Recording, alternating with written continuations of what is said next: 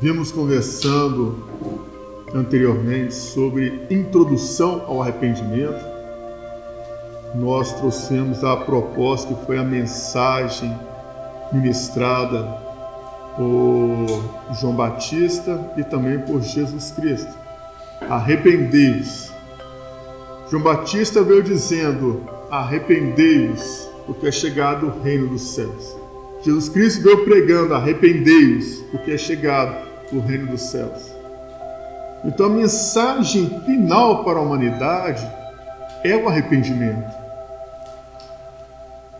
Assim, todos que vieram antes, vieram depois, na verdade, de Jesus, veio trazendo a mesma mensagem sobre o arrependimento. Só que, com o passar do tempo, a mensagem sobre a vinda do Filho do Homem e a ascensão da igreja e o juízo contra o pecado que está nessa terra, ela foi perdendo valores, ela foi perdendo campo na alma de quem a escutava. Então as pessoas começaram a tecer o seguinte pensamento: há tanto tempo ouço falar que é necessário me arrepender porque Jesus Cristo está voltando, e essa contenda surgiu dentro de Tessalônica, da cidade de Tessalônica. Os tessalonicenses começaram a questionar essas coisas, até que Paulo trouxe uma mensagem instrutiva, mas a mensagem não foi compreendida corretamente. Então houve distorções, e assim foi com os Gálatas, assim foram com os Colossos, e foi surgindo. Então foi necessário que essa mensagem ela fosse reativada. Vou usar esse termo, reativada, ela fosse reavivada. Então Deus levantou homens para que trouxesse a revelação de Deus por intermédio de John Wycliffe, John Hus, João Patão, João Savonarola, aí veio John Wesley, e veio tantos outros homens que foram considerados por Orlando Boyer e outros que narraram a biografia destes como heróis da fé.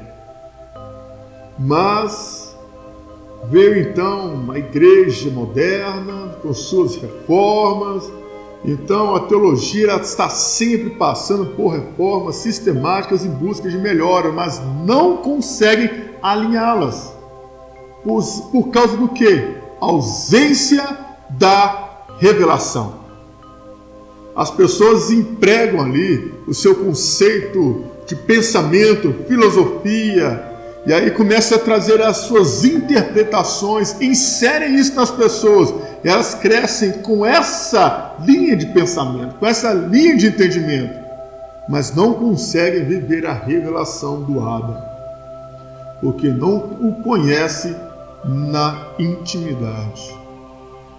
Se você for meditar nas Escrituras, o relacionamento de Cristo com o Pai, mesmo sendo filho, era um relacionamento íntimo na oração.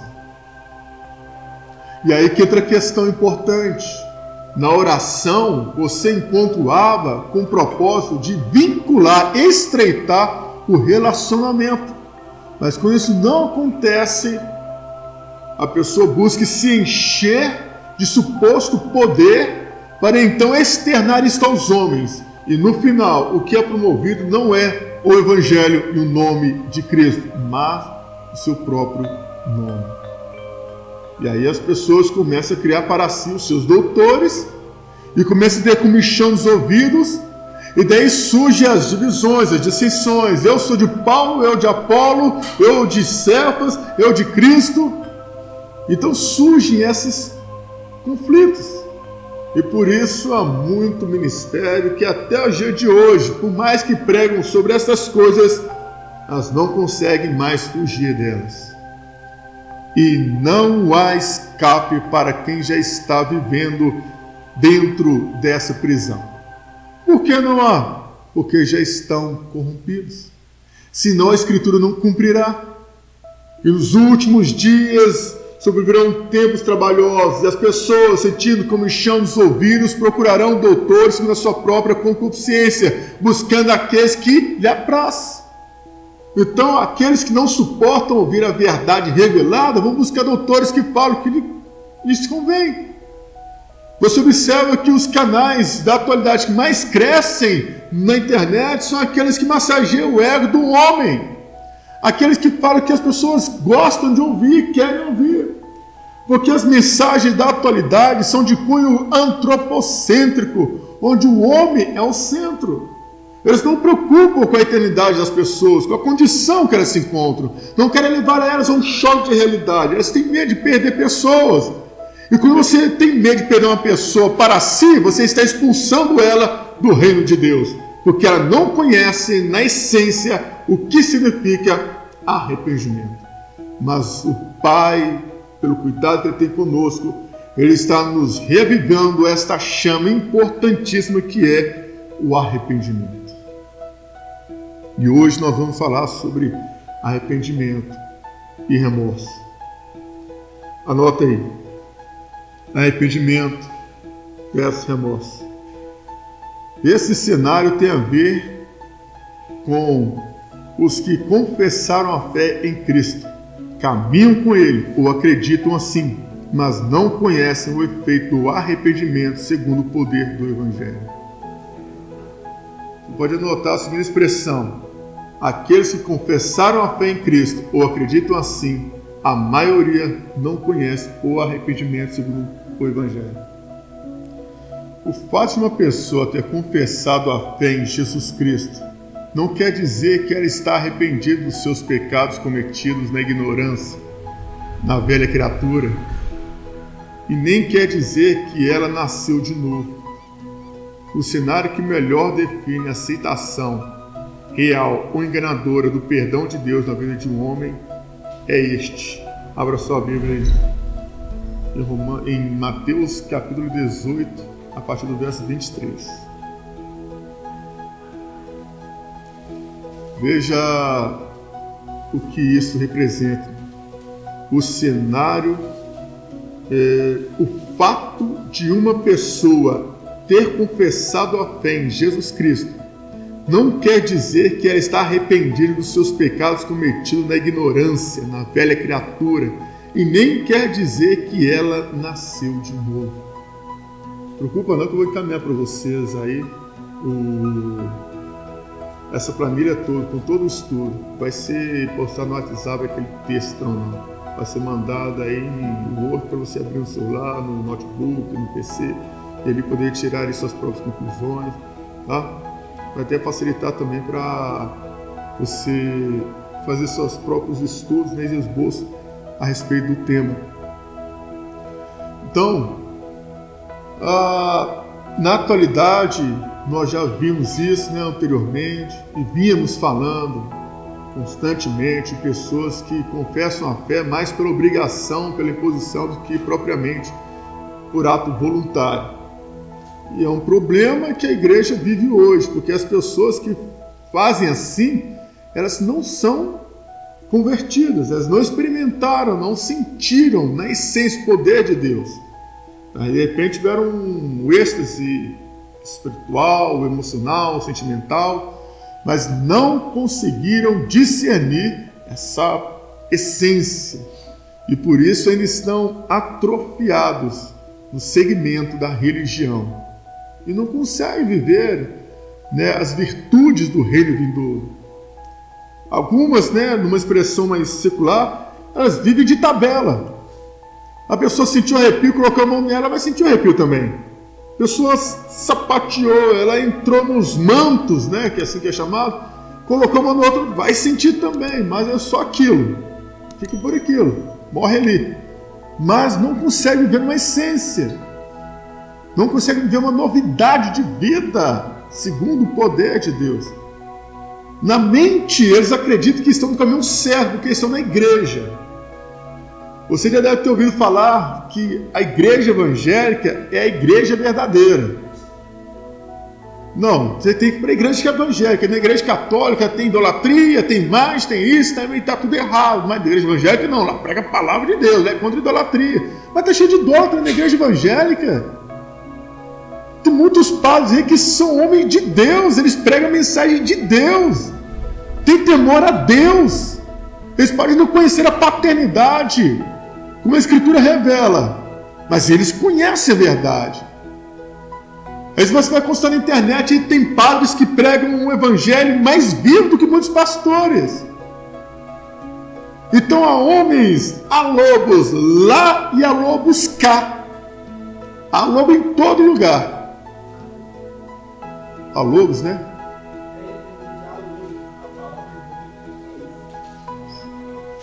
H-A espaço lobos. Mas é assim que está sendo. E nós estamos lidando com isso todos os dias. Na internet, então, nem se fala. Porque é onde mais se mostram pessoas com aparência de piedade. Mas somente as esposas, os filhos que convivem com os tais podem dizer: não, esse é homem de Deus. Esse aqui, eu tenho um sonho de morar com ele dentro da igreja, porque ali nós vivemos o céu. Mas aqui em casa é um terremoto de 10,5. Vai pender, porque a trinque é feio. Então existem muitas coisas que acontecem dentro da igreja que não refletem o que é dentro de casa. E aí que é um problema ainda maior, porque é um casamento, é uma família rachada, perto de desmoronar.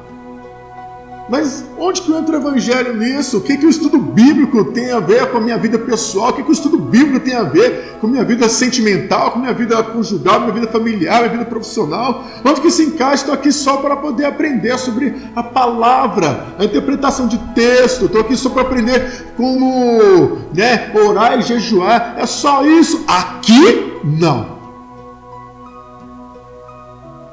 Se fosse em qualquer outro lugar, você poderia até estar aprendendo dentro dessa linha, mas aqui não.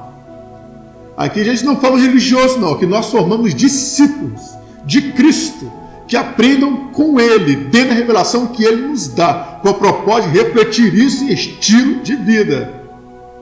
Aqui não é lugar para passar tempo, para cumprir uma carga horária de 9 às 10h30, depois ir embora para casa e voltar no culto logo mais, dizer glória a Deus, aleluia, e voltar para a semana e viver uma mesma vida secular, ímpia, imoral, depravada, execrável, e no final pagar indulgência com dízimo e oferta para descer mais rápido ao inferno. Aqui não. A nossa proposta é outra. E é realmente cravar no cerne da alma a revelação de Deus, para que, cumprindo o propósito de entregar a mensagem dele, deixar que o Espírito Santo faça o resto. E aí sim haverá novo nascimento. Você está agora ligado a um embrião de Deus aqui, para que tudo isso está sendo gerado, inserido em você. Você vai ser gerado nele. Está removendo o velho, inserindo o novo. Isso é o Evangelho. Todos acharam Mateus capítulo 18, verso 23? Por isso o reino dos céus pode comparar-se a um certo rei que quis fazer contas com seus servos e, começando a fazer contas, foi-lhes apresentado um que lhe devia 10.000 talentos.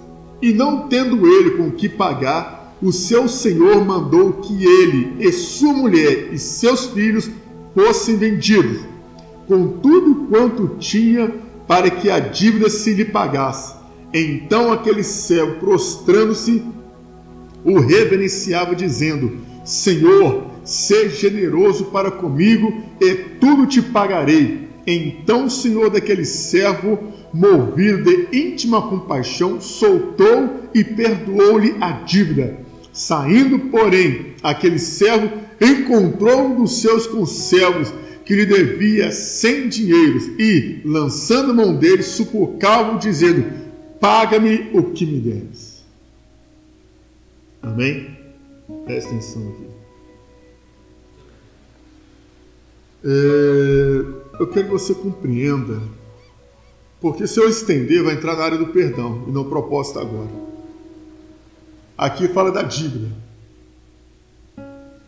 O Senhor que veio cobrar do seu servo as suas dívidas. Um lhe devia uma quantia impagável. Então, chamando esse que lhe devia mais, veio até ele e reivindicou a sua dívida. E este homem, não tendo com que pagar a sua dívida, e ciente das coisas que haveriam de acontecer a ele, a sua esposa e seus filhos, ele se posicionou perante o rei, lhe suplicando, implorando que lhe perdoasse a dívida. Primeira mensagem é um acerto de contas, você precisa pagar o que deve. Ele, sabendo que não tinha com que pagar, ele não foi quebrantado. Ele entrou no estado de desespero. E ele se posicionou perante o rei, lhe pedindo para que lhe fosse perdoado a dívida. E o seu senhor, movido de íntima compaixão, se compadeceu dele. Qual era o sentimento que tinha que permear na alma dele, já que ele foi perdoado? Como? Tudo bem, compaixão, mas ele tinha sentido o quê depois que ele foi perdoado? Paz. Ele tinha que ter sentido paz, leveza. A culpa que estava sobre ele, a dívida que estava sobre ele, foi perdoada. Ele tinha que sentir paz, alívio, alento. Ele não sentiu perdoado. Ele se sentiu incomodado. Ele não discerniu a proposta do seu Senhor ao se compadecer dele. As pessoas que vêm à igreja, que ouvem a mensagem, mas não discernem a proposta da mensagem que é pregada, elas não são quebrantadas. Elas ficam desesperadas, preocupadas e tentam colocar as coisas em ordem dentro da sua própria proposta, dentro do seu próprio entendimento, porque não discerniram a atitude daquele que se manifestou a eles, que é pelo Espírito Santo. O homem chega endividado, preocupado, de repente, sabendo as consequências dos seus atos, então ele perdoa a dívida. É o que Cristo fez por nós, não tendo nós como pagarmos a dívida que era contra nós. Então ele veio, cumpriu o propósito do Pai, e a cédula que era contra nós foi rasgada, ela foi dissipada. Então Deus nos perdoou. Então, mediante o perdão dele, nós podemos nos posicionar como filhos, recebendo a sua mensagem, crendo nele, passando adiante o mesmo exemplo, ou permaneceremos como servos, com pessoas aleatórias a ele, sem compreender o propósito do perdão com que ele nos perdoou, e vamos passar adiante o que entendemos que é o certo, mas não o que recebemos que é o correto. Então as pessoas passam adiante o quê? O que elas entendem, o que elas compreendem, segundo o ensino religioso, mas não segundo a revelação que o Espírito pode gerar na sua alma. Quando essa coisa não acontece, eis o perigo. Porque nós não sabemos passar adiante. E faz não sabemos passar adiante, levamos para outras pessoas aquilo que não temos. Preste atenção nisso. Isso define um coração desesperado e não quebrantado. Uma pessoa que foi correndo confessar a Jesus não pelo poder da palavra, mas pelo medo dela. Pessoas assim não são quebrantadas e não conseguem corrigir os seus erros do passado porque têm medo de encará-los. O arrependimento tem que gerar um choque de realidade entre a culpa e o culpado, ou seja, entre você e sua consciência. Somente quando isso acontecer, sua alma pode dizer que você foi sarado. Cura não trata ninguém. A cura que as pessoas buscam na igreja, venha, Deus vai curar você, trata-se de coisas estereóticas,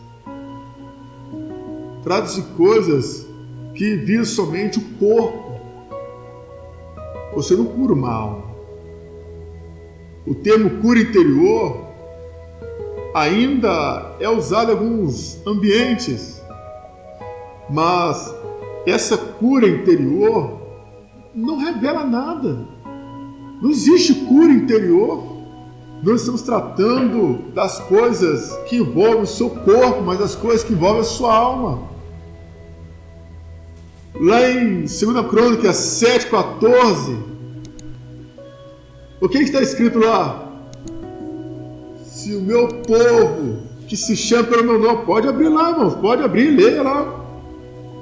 Pronto, aí está a questão: sarar a terra ferida.